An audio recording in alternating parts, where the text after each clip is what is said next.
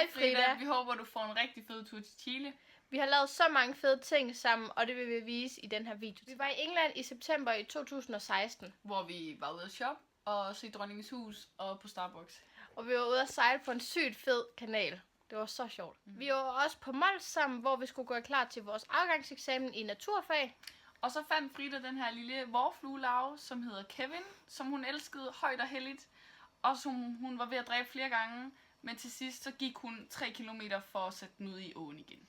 Vi har også været i København sammen, hvor vi fik mega lækker mad. Sådan nudelret på Strøget. Og det var sygt lækkert, og vi var ude at shoppe, og vi var på Arken og Glyptotek, og vi lavede vanvittigt. Vi havde translokation her i juni, hvor vi afsluttede 9. klasse sammen på Interskolen.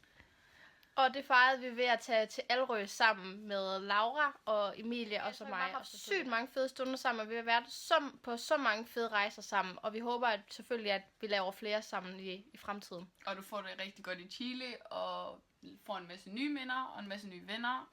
Men stadig beholder også selvfølgelig. Yeah. Men at du får et godt år, og at du kommer til at hygge dig rigtig meget. Og vi elsker dig.